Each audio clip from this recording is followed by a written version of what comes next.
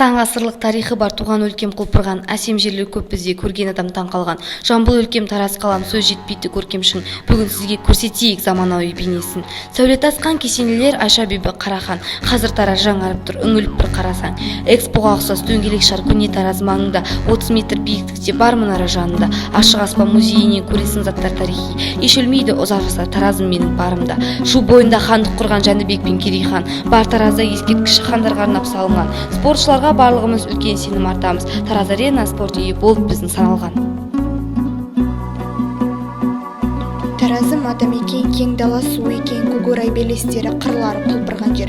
Тарихында Айша болды Қарахан, тек тұрмастай адам болды данадан. Жамбыл ата кешілерден болыпты, жарық шоғын жақып кеткен данадам. Ескі Тараз ішіндегі адамдар қонақжай бір көңіл ашық жан болар. Сол секілді сәулеттері Тараздың ұқсап баған адамдарға Тараздың 550 жылдық болған хандыққа, сан ғасырлық тарихы бар Таразға, Қазақстанның астанасы Алматы сыйға тартты мұнараны Таразға.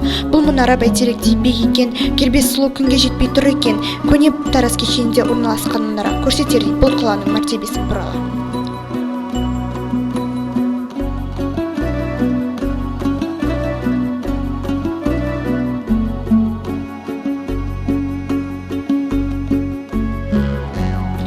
Тараз — название молодое, а если вздумаемся мы, ведь это наш любимый город нерукотворной красоты. Везде есть до боли все родное, мы здесь живем на целый век. В него однажды я, влюбившись, не разлюблю его вовек.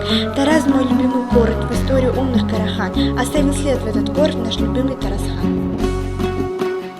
Тараз — мой любимый край, многокрасочный наш рай. Все народы здесь равны, все друг другу мы нужны.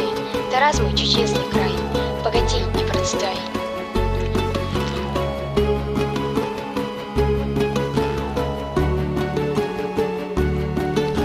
Taraz is a young name if we think about it. After all, this our favorite city of Holy Faith. After all, here everything is there.